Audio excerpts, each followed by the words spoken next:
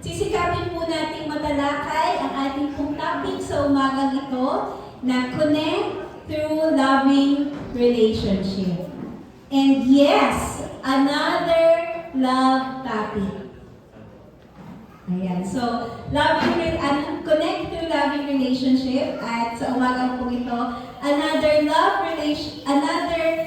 topic ang ating pong pag-uusapan.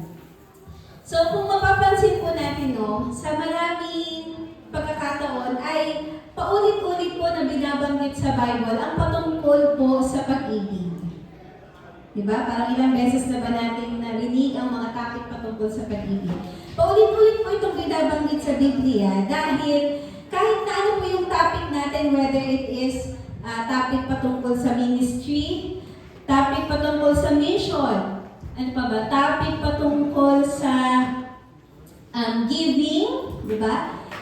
Serving, ano man ang topic natin, or ito ay topic patungkol sa relationship sa family, relationship sa believers, or relationship sa mga non-believers. Lagi po nakakonect sa pag-ibig ang mga topic. Laging na-i-connect. At ang dahilan po ay dahil ang pag-ibig, ang pundasyon po ng relasyon ng tao sa Diyos at sa kapwa. Diba? Lagi na lang, kahit anong topic, parang laging nakakonekta sa pag-ibig. Dahil po, kailangan natin maintindihan na ang pag-ibig po ang pundasyon ng relasyon ng tao sa Diyos at sa kapwa. Kaya naman, hindi natin pwede palang alisin or tanggalin ang pag-ibig sa lahat ng ating ginagawa. Amen po. So meaning, hindi natin pwedeng tanggalin ang pag-ibig sa lahat ng ating ginagawa. Basahin po natin ang John chapter 13, verse 34 to 35. A new command I give you, love one another. As I have loved you, you must love one another. By this, everyone will know that you are my disciples if you love one another. Tayo po muna ay manalangin ito. Pasalamat sa Panginoon. O Diyos, maraming salamat po dahil hindi po kami naligtas sa lugar na ito. At salamat, Panginoon, sa pagkakataon na kami ay makapag-aral muli ng iyong mga salita, Panginoon. Aming pong dalangin na ang iyong pong banal na Espiritu ang siya pong magbukas ng aming pong mga puso, ng aming pong mga isip, na sa gayon, itong aming pong pag-aaralan sa umagang ito ay talagang tumimo, Panginoon, sa aming pong mga puso. At hayaan niyo po ng iyong mga salita ang siya mangusap sa amin, mag-correct sa amin, Panginoon, at patuloy na mangusap sa amin upang ang mga buhay namin ay maging karapat-dapat dyan sa iyong harapan. Kaya po pagpalain niyo po ang aming pong pag-aaral sa umagang ito at sa iyo po namin ipinagkakatiwala ang lahat ng ito po sa tanging pangalan ng aming Panginoong Jesus. Amen. Ayan. So most Christians po understand that we are commanded or we are called to share the gospel. Ang sabi po sa Matthew chapter 28, it commands us to make disciples, di ba? Sa Matthew 28, commands us to share, to make disciples. Sa Mark chapter 16, commands us to share the gospel. And sa Romans chapter 10 po, ang sabi po doon ay, hindi maniniwala ang mga tao unless sila po ay nakapakinig. So meaning, ang evangelism po ay sadyang napakahalaga. It is absolutely essential. At napakaliwanag po na ang puso at nais ng ating Panginoong Jesus ay mag-share tayo o ibahagi natin ang salita ng Panginoon. Pero ito po ang isang importanteng question. Is simply telling people about Jesus enough? Yes, maliwanag po na napakahalaga, essential po ng pagsasalita ng pagbabahagi ng salita ng Panginoon. But, is simply telling people about Jesus enough? Dito po sa ating pong binasa kanina, sa John chapter 13, malinaw po ang command ng Panginoon. Doon po sa mga previous or sa command na sinabi sa atin ipang, napakaliwanag po yung pagnanais ng Panginoon na magbahagi tayo ng kanyang salita. Pero ang interesting po, so yung gabi before na siya ay mag-crucify, o yung huling gabi na kasama niya ang kanyang mga disipulo, ay ang command niya disipulo is not to go preach, but instead ang sinabi niya, love one another as I have loved you. Diba? Kahit na maliwanag yung instruction, yung command ng Panginoon na mag-go and preach the gospel. Pero yung last night, nakasama niya ang mga disipulo, hindi niya sinabi, go preach. Ang huling instruction niya sa kanyang mga disipulo ay love one another as I have loved you. So bakit po kaya? Yan po ang ating titingnan sa ating pong pag-aaral ngayong umaga nito. So bigyan po natin balikan natin yung background, yung scenario or yung setting kung saan sinabi ni Jesus Christ itong nabanggit sa John chapter 13 verse 34 to 35. So, ito po yung time na kung saan sila po ay nagkaroon ng huling hapunan or Last Supper. Ito na rin yung scenario or yung setting na kung saan tapos na rin pong i-wash ni Jesus Christ yung paa ng kanyang mga disciples. At after na maganap ang mga yun, itong si Judas ay umalis na sa kanilang grupo. Lumabas na siya sa room at pumunta na siya sa kung saan na dapat niyang puntahan. So, alam ni Jesus Christ na oras na lang ang bibilangin at darating na yung mga taong aaresto sa kanya. So, yun ang setting. So, pag-alis ni Judas, ito na yung pagkakataon ni Jesus Christ para ibukas niya yung damdamin niya sa kanyang mga 11 na lang. Dahil umalis yung isa. So, ito yung pagkakataon ni Jesus Christ at talagang ibukas niya yung damdamin niya sa kanyang 11 disciples at i-prepare itong mga taong ito sa kanyang departure, sa kanyang pag-alis. And, makikita po natin na itong set or yung scenario ito ay napaka-significant. Yung time na yon, yung time ni Jesus Christ with His disciples, ay napaka-significant po, napakahalaga po. At tayo din po ay dapat we take this very seriously. Ito po yung time na kung saan si Jesus Christ ay aalis na. Siya po ay mamamatay na. So, crucifixion na kinabukasan. So, makikita natin o alam natin na napakahalaga po yung sinasabi ni Jesus Christ sa kanyang mga disciples. Imagine niyo po, di ba ang isang taong hindi pa naman mamamatay? Yung matagal pa yung buhay niya, alam niya hindi pa naman siya mamamatay mamaya, bukas. Di ba usually ang content ng mga conversations is mga biruan, mga joke, or minsan po ano-ano na lang yung mga sinasabi. Pero sa tao po, na alam niyang oras na lang ang kanyang bibilangin na para mamuhay o mabuhay, is ang sasabihin niya na lang po is yung pinakamahalaga na laman ng kanyang puso at laman ng kanyang isip. Diba? Hindi na wala ng panahon para mag-joke-joke kasi oras na lang ang meron ako eh. So hindi na ako makipag-joke sa inyo. Ang sasabihin ko dala po, ano talaga yung pinaka-importante. So makikita natin sa setting na ito na si Jesus Christ oras na lang ang meron siya. Kaya lahat ng mga bagay na sinasabi niya at binibilin niya, yung instructions at command niya sa kanyang mga disciples ay pinaka-mahalaga. At ano po yung command? Ano yung instruction niya sa kanyang mga disipulo? Love one another as I have loved you. So, doon po sa sinasabi dito na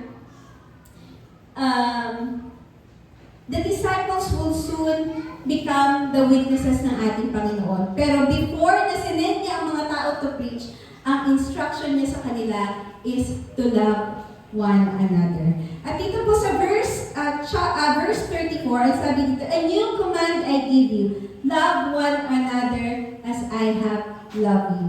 So, makikita po natin dito na new command or Christ's new command. Ang sabi po ni Jesus, bago yung utos na ito, bago itong utos na ito. Pero in what sense or sa paanong paraan ba natin maunawaan na ito ay bagong utos? Bago nga ba? Kung tutuusin, the command to love is not actually new.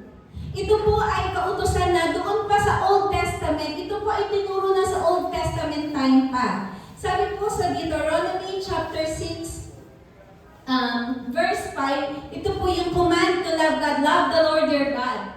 And sa Leviticus chapter 19 verse 18, commanded to love one another or love neighbor as yourself. So ibig sabihin, itong command na love is hindi siya bago. Pero bakit sinasabi ni Jesus Christ na ito ay bagong utos? Diba? Napakahalaga po yung sinasabi na bakit bagong utos.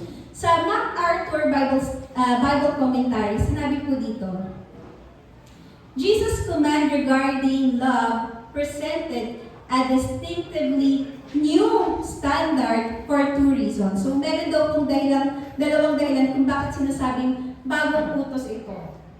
First is, it was sacrificial love modeled after His love. So, ano ba yung sinasabi ni Jesus Christ? As I have loved you. So, meron ng model. Meron ng tayong tinitingnan na ano bang klaseng pag-ibig. Kasi nung sinabi lang sa Old Testament na love your neighbor as yourself. Pero wala tayong model. So kaya ito'y sinabi na bago dahil ito ay after sa klase ng pag-ibig ni Jesus, na meron si Jesus Christ. And second is, it is produced through the new covenant by the transforming power of the Holy Spirit. So yung new covenant po na sinasabi dito, ito yung kung saan ang Holy Spirit po ang nagbabago ng puso ng tao. So hindi po ito basta galing lang sa ating sariling effort or willpower, yung kakayanan nating magmahal. Kundi ang sinasabi po dito na ang Holy Spirit ang nagbibigay ng bagong puso. Kaya sinabi po dito, it is new. And sabi po ni Leon Morris, isa pong evangelical theologian, just as I have loved you is what makes this commandment new. There had been no situation in which the sinless Son of God laid down His life for sinners. Sino ba itong mga sinners na ito? Hindi na tayo lalayo. Yung mga disciples na kasama niya, kung ating pong babalikan, during the kanilang Last Supper, nagtalo-talo pa sila. Sino po Panginoon sa amin ang higit na magiging dakila? Nag-awat pa sila. Sino po ang pwedeng maging mas greatest sa amin? Di ba? Parang hindi nyo iniisip kung ano yung sinasabi ni Jesus Christ, kung ano yung babatain niya. Ngayon ang concern nyo kung sino sa inyo magiging greatest. Di ba? Kahit na sinasabi na ang mga tao ay makasalanan, selfish, kumbaga, yet Jesus loves them so deeply that He has about to go to the cross for them. At yun, bago yun. So, hindi siya yung klase ng pag-ibig na tinuturo noon. So, oftentimes, you love the people who love you. Diba? You love the person na laging nakakaalala ng birthday mo. You love the person na laging nakakaalala ng mga special occasions ng iyong buhay. Diba? Mahal ko yung taong nagbibigay sa'yo lagi ng ulam. Yung taong mabait sa'yo, hindi masungit sa'yo. Diba? Yung ganong klase ng mga tao, yung mga taong mabait sa'yo, yun yung mga taong masarap mahalin. Diba? Pero ang sinasabi po dito ni Jesus Christ, it is new because in the sense na kahit makasalanan ang mga tao, ang Panginoong Jesus, pinili niya na ibigay ang kanyang buhay at mamatay siya para sa ganitong mga tao, ganitong mga klaseng tao. Ang sinasabi ko dito, ito yung klase ng pag-ibig na hinahanap ng Diyos sa kanya pong mga disciples. Ito yung sacrificial na klase ng pag-ibig na gustong makita ni Jesus Christ sa kanyang mga disciples at gusto niyang gawin nila na as I have loved you, you must love one another. Ang sabi po ulit ni Leon Morris, it is natural for us to love those we find attractive. There is no difficulty in this. The world does it all the time. But Jesus is not looking for a worldly attitude for his followers. He's looking for them to be transformed by His love so that they would become loving people. They would love because of what they are through Jesus Christ, not because of what the people they love are. So ang nais ng Panginoon, ang sinasabi po dito, na si Jesus Christ, na nais niya itong kanyang mga disciples o itong mga taong ito ay umibig gaya ng pag-ibig ni Kristo, hindi gaya ng pag-ibig ng mga ordinaryong tao lang. Bakit? Paano mo magmahal ang mga ordinaryong tao? Let's look at Luke or Lucas chapter 6 verse 27 to 36. Nung sabi po dito, love your enemies. But to you who are listening, I say, love your enemies. Do good to those who hate you. Ito po yung klase ng pag-ibig daw po ng mga ordinary tao. Bless those who curse you. Pray for those who mistreat you. If someone slaps you on one cheek, turn to them the other also.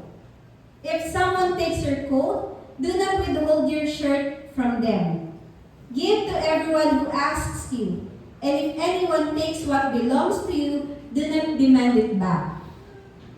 Do to others as you would have them do to you.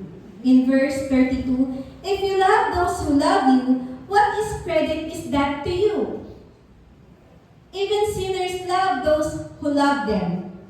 If you do good to those who are good to you, what credit is that to you? Even sinners do that. So pinapakita dito, pati pala yung mga makasalanan or mga tao walang pagkakilala sa Diyos ay umiibig din. In a sense that umiibig sila or minamahal nila ang mga tao nagmamahal din sa kanila. So ang sinasabi po ni Jesus Christ, kung ganito kayong klase magmahal, ano ang kaibahan niyo sa mga taong walang pagkakilala kay Kristo or ano ang kaibahan niyo sa mga taong makasalanan? So ganun po daw magmahal ang mga ordinaryong tao at kung tayo at kung kanyang mga disipulo, kung ganun lang din naman magmahal, is ano kaibahan nila sa mga taong wala rin pagkakilala sa Panginoon? So sa verse 34, and if you lend to those from whom you expect repayment, what credit is that to you? Even sinners lend to sinners expecting to be repaid in full. In verse 35, but love your enemies, do good to them, and lend to them without expecting to get anything back. Then your reward will be great, and you will be children of the Most High. So, sino po itong Son of the Most High? Ito yung sinasabi dito na ito yung gumagawa ng ganito. So, sabi po, then your reward will be great, and you will be the children of the Most High. So, ito po yung ginagawa ng Son of the Most High. He is kind to the ungrateful and the wicked. Be merciful as your Father is merciful. So, ganito po yung sinasabi ni Jesus Christ. Love one another sa paanong paraan? As I have loved you. Hindi po kagaya ng mga minamahal kita kasi mahal mo rin ako. So, ang sinasabi po dito, na kahit mga ungrateful, na kahit mga unlovable itong mga taong ito, ay pinili ng Diyos na mahalin sila at ibigay ang buhay nila sa kanila. Ang hirap, di ba? Posible ba yun? Yes, pero totoong mahirap. Sa nature po natin mga tao, napakahirap po talaga na magmahal, lalo kung siya talaga ang trigger mo. Kung siya talaga yung pet peeve mo. Ang hirap talaga. Pero ang sinasabi po dito, Jesus become the measure of Christian love. Ang Panginoong Jesus na po, ang ating basihan. Ang ating Panginoon Jesus na po, yung ating sukatan ng klase ng pag-ibig na dapat meron tayo. Ano ba yung klase ng pag-ibig ng Panginoon? His love was sacrificial. His love was humble, forgiving, patient, unconditional, and practical. So, ibig sabihin, ito po pala yung klase ng pag-ibig na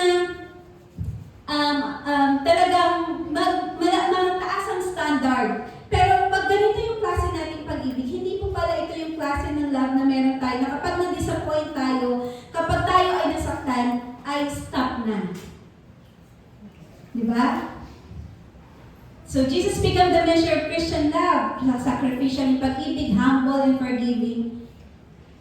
Pero tayo mga tao, kapag tayo ay nagmahal at tayo ay na-disappoint, stop na.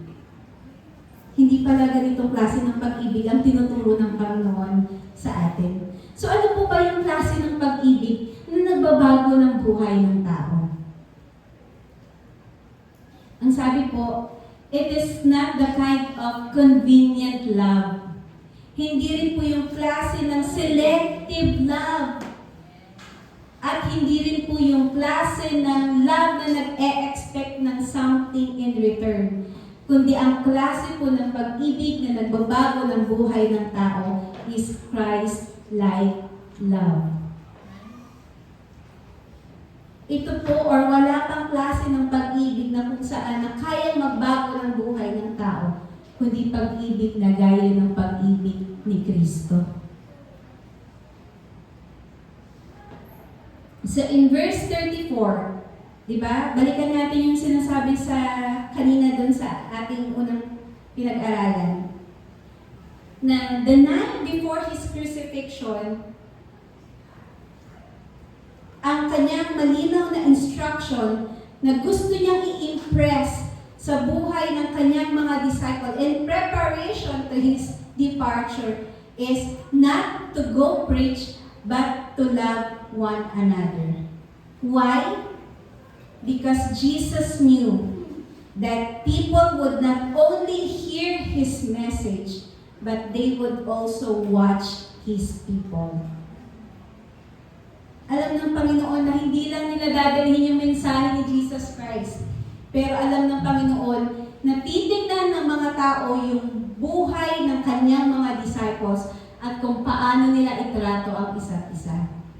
So their love for one another would become the visible evidence that they truly belong to God. That they really belong to Jesus. So pag nalaman pa lang o pag nakita pa lang ng mga tao na ito na-recognize nila agad na mga disipulo yan ni Jesus Christ kasi ganito sila sa isa't isa.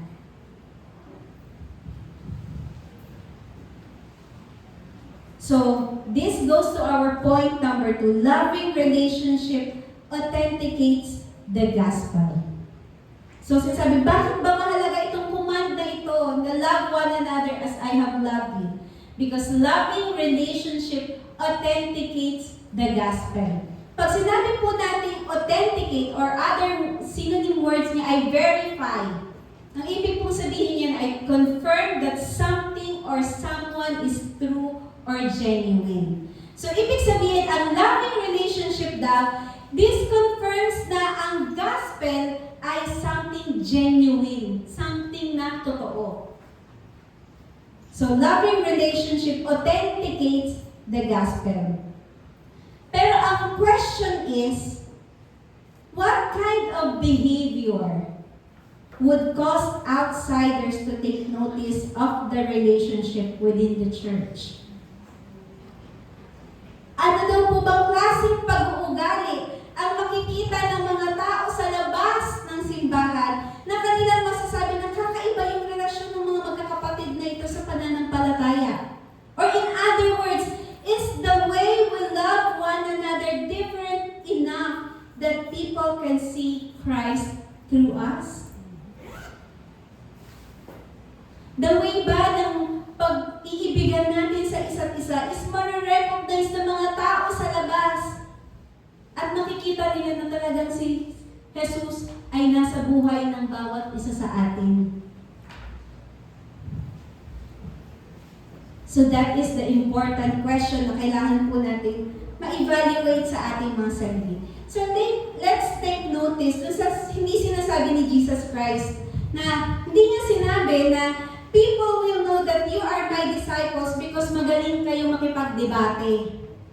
Hindi niya sinasabi na people will know that you are my disciples dahil magaling kayong mag-preach. Hindi niya sinabi na they will know that you are my disciples kasi kayo ay maganda yung inyong mga kasuotan. Or ang dami Bible. Ang sinasabi dito, people will know that you are my disciples because you love one another. So before people believe our message, bago daw po ang mga tao na, yes, in verse 35, by this everyone will know that you are my disciples if you love one another. Before people believe our message, bago daw po ang mga tao na tanggapin yung mensaheng dala natin sa kanila, ay madalas po ay inoobserbahan kung muna nila ang buhay natin. Diba? So yung pag-iibigan daw po natin sa isa't isa bilang mga mananampalataya becomes the visible evidence na ang gospel ay nagbabago talaga ng buhay. Na kung dati itong taong ito ay basagulero, itong taong ito ay laging laman ng mga partihan para mag-inom, para kilala itong taong ito na laging may bisyo, kilala itong taong ito na mainitin ang ulo, laging nag-ahamon ng away, war-free, di ba? Pero dahil nakilala niya si Kristo at kiniklaim niya na siya ay Kristiyano na, at belong siya sa isang church na kung saan makikita na sila ay nagtutulungan, masaya at maganda ang samahan, makikita na talaga, yung gospel pala talaga, yung message pala na dinadala nila sa amin ay totoo. It really changes lives. Kasi makikita na sa atin, sa buhay natin, sa relasyon na meron tayo. So the church is marked by unity, forgiveness, and humility, and genuine care strengthen our witness to the world. Yung ating daw pong ang church ay marked, kung ang church ay merong pagmamahalan, genuine na pagkikare sa isa't isa, mas lumalakas daw po yung ating power. Diba? Yung kakayanan natin na mag-share ng gospel sa labas, para na-authenticate na ng relationship natin yung gospel dahil nakikita na ito sa ating mga buhay. So, ibig sabihin po, nagiging mas convincing, nagiging mas kapanipaniwala, at nagiging mas effective yung ating pag-share ng gospel kapag nakikita ng mga tao sa labas ng church na ang Christian community ay may pagmamahalan, pagkakaisa, at tunay na pagmamalasakit sa isa't isa. So, bakit mahalaga ang relationship sa evangelism? Dahil loving relationship authenticates the gospel. Hindi mo kailangan masyadong dikdikin sa isip nila ang mga bagay-bagay dahil yung testimony pala ng buhay mo, yung paano ka binago ng Panginoon at ang relationship natin sa isa't isa, magiging malaking factor yun para maniwala sila na, totoo pala itong sinasabi nitong mga ito. Nakilala ko to, dati to, lagi itong nakikipag-away dun sa barangay namin, laging nasa barangay station, nasa ganyan sa barangay. Pero ngayon, nandun siya sa church, tapos talagang nakikita mo na siyang tumutulong sa community. So kapag tayo or itong taong ito ay lumabas at mag-share ng gospel, hindi sabi, hindi ako naniniwala sa inyo. Sabi mo nga, Christian ka, pero nakipag-away ka pa rin eh. Sinisiraan mo nga yung churchmate mo eh. Di ba, chinismis mo nga yung kapatid mo doon? Narinig ko, bumibili ako sa tindahan. Di ba? So kapag ganun yung relationship na meron tayo, ano yung credibility natin na dalhin ang salita ng Panginoon sa kanila? So halimbawa po, nag-invite tayo ng someone sa ating bahay for dinner. Sabi mo, yung mama ko masarap magluto yun. Tapos alam mo yung family namin, masaya kami pag nag-invite kami ng mga tao sa church, sa bahay namin. Talaga natutulong-tulong kami. Talagang masaya kami kapag may mga pumupunta sa bahay namin. Kaya invite kita for dinner sa amin, ha? Tapos, nung papunta sa bahay, nagkataon naman, naabutan niya na nag-aaway yung parents mo. Tapos yung dalawang mong kapatid ay nag-aaway din. Nagbabatuhan ng mga So ano po kaya yung magiging impact nun sa in-invite mo sa bahay? Di ba nawala yung credibility ng mga sinabi mo sa kanila, oh kami masaya kami sa bahay. Ang masarap yung pagkain. Sino pa magagalahan kumain? Kung nakikita mo, naku, nag-aaway-aaway sila, paano ba akong kakain? Diba? Same happens in the church.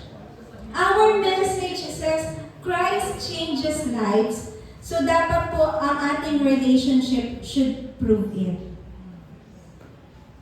Ang sabi po dito, healthier, love is the visible evidence of our Christian faith. It is the mark of true Christian, and the mark of a true Christian is love. Pag sinabi pong Christian ka, dapat maibigin ka. Noong narinig ko po yung isang preaching about dito, ang bigat pala. Parang kung saan ka magpunta, dapat lagi sa'yo yung may nakikitang heart. Kasi the mark of a true Christian is love. Hindi mo pwedeng i-alis sa'yo na kiniklaim mo na Kristiyano ka pero wala kang pag-ibig. Hindi mo pwedeng i-claim na Christian ka pero sinisiraan mo yung kapatiran mo. Hindi mo pwedeng sabihin Christian ka pero hindi nakita na bago yung buhay mo. And so, healthy fellowship prepares the church for effective evangelism. Kaya ang command ng Panginoon, bago kayo lumabas, bago kayo maging witness, bago kayo i-preach the gospel, magmahalan muna kayo. Sa paano? Kung paano ko kayo minahal? Kasi yun yung dadalhin yung mensahe, yung pag-ibig ko sa inyo. Pero kung hindi nakikita sa inyo yung pag-ibig ko, paano sila maniniwala sa inyo? Diba? So, healthy relationship prepares the church for effective evangelism. So, kung gusto pala natin na maging effective tayo sa ating evangelism na project, na gawain, na gustong gawin, dapat pala, meron muna tayong loving relationship. Dapat pala healthy ang relationship natin sa isa't isa. Kailangan pa natin makipagbati kay sister. Naku, kailangan natin makapag-reconcile kasi may ang church initiative na magkaroon ng evangelism, hindi pa kami okay ng brother. Hindi ka effective. Sabi ko sa hindi ka effective. Kaya para maging effective, dapat, muna pala, magkaroon ng reconciliation within the church at ma-restore ang loving relationship. Kaya sabi, evangelism is not enough. Kasi marami palang nakapaloob para maging effective yung evangelism na ating pong gagawin. So third, makikita po natin dito, evangelism and love must work together. Yun pala yun. Para maging effective ang ating evangelism, dapat ito ay accompanied, supported ng pag-ibig natin sa isa't isa. So evangelism and love must work together. And evangelism without love is incomplete. Tandaan niyo po ito. Evangelism, kapag ang evangelism ay hindi accompanied ng love, ito po ay hindi kumpleto. Ito po ay kulang. So, sharing the gospel is essential. Napakahalaga po yun. Di ba? Sinabi nga sa Mark chapter 16, go and preach the gospel. Napakaliwanag po ng command ng Panginoon. Napaka-essential na evangelism po ay napakahalaga. Pero also, ang preaching or yung pagbabahagi ng salita ng Panginoon na walang pag-ibig becomes mere information. Para ka lang nag-report. Hoy, alam niyo ba na ang pag-ibig ay ganito? Pero information lang yun. Okay. Tama naman. Pero, walang buhay na nabago. Kasi, naging information lang siya. Something na binigay mo lang sa kanila para maging aware lang sila pero hindi nila na-experience. Hindi nila naranasan. So, while sharing the gospel is essential, but preaching without love becomes mere information. So, ang madalas daw po ang tao ay na-convince through demonstration. Hindi lang basta presentation. So, demonstration. Kapag nakikita nila, okay. So, let's look at the example of Jesus Christ. Siyempre, wala tayong ibang magandang example ng pag-ibig at kung paano si Jesus Christ namuhay sa mundong ito. So, Jesus, He loved the people. He served the people. And then, He called them to follow Him. So, it's not the other way around. Hindi yung sinabi ni Jesus, come and follow me. Tapos saka ko kayo mamahalin, saka ko kayo paglilingkuran. Hindi ganun yung ginawang example ni Jesus Christ. Ang ginawa niya, pinakita niya muna yung compassion. Pinakita niya yung pag-ibig. Then after that, pinakita niya kung paano mag-serve. And then sa kanya sinabi, come and follow me. So sinimulan muna ng Panginoon sa pag-ibig. Sinimulan niya muna mag-serve sa mga tao. That's His way of evangelism, di ba? Pag-abot sa mga tao, wala kang pagkakilala sa katotohanan. Tinanin po natin yung early church na bananggit po sa Book of Acts. So they preached boldly, but they shared meals. They served widows. They cared for the poor. They opened their homes. And they love one another. At ano po yung naging result nitong early church sa kanila pong ginagawa? And the result is, marami po ang tumanggap at marami po ang naniwala. Marami ang naniwala at marami ang tumanggap. So, ano po ang naging result pa? Nagkaroon po ng paglago ng iglesia. Di ba, in-apply nila yung 3B principle, 3B's principle. Bukas na bahay, bukas na buhay, bukas na bulsa. Very effective talaga yung 3B na yan, BBB. Di ba? Simple pero madaling tandaan, pero ito pala yung effective way para mag-build tayo ng relationship. 3B, bukas na buhay, bukas na bahay, bukas na bulsa. At dahil in-apply po ito ng mga early church dun sa Book of Acts, nagkaroon po talaga ng malaking increase sa kanila pong iglesia.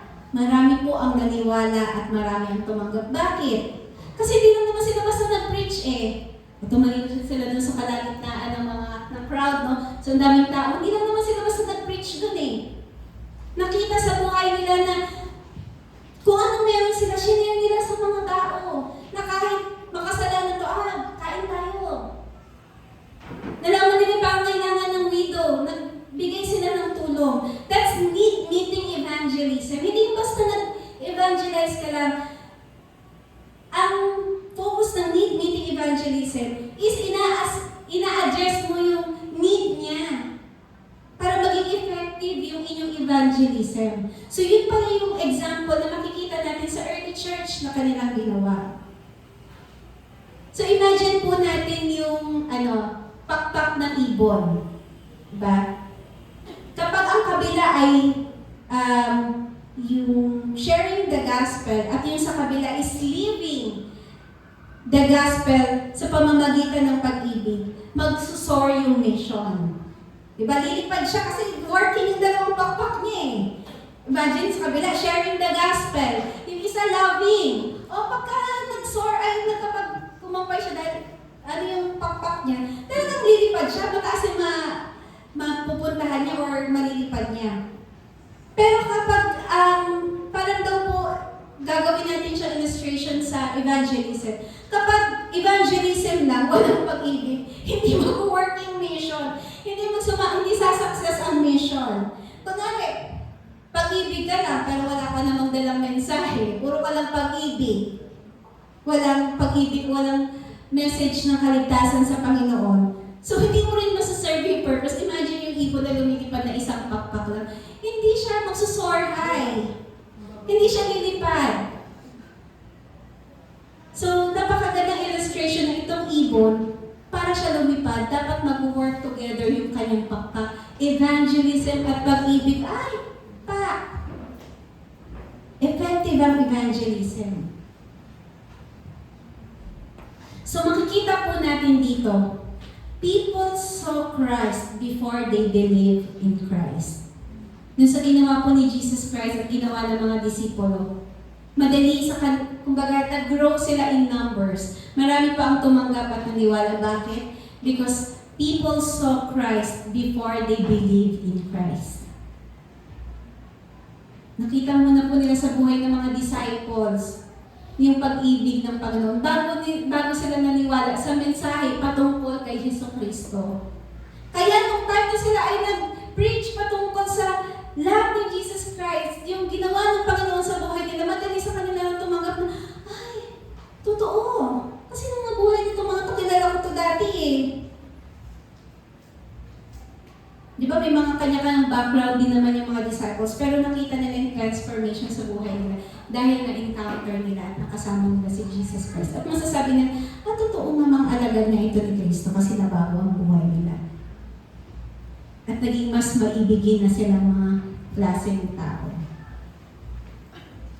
So, dito po, yung command sa atin ng Panginoon to love one another is essential din po before tayong lumabas at mag-preach ng gospel.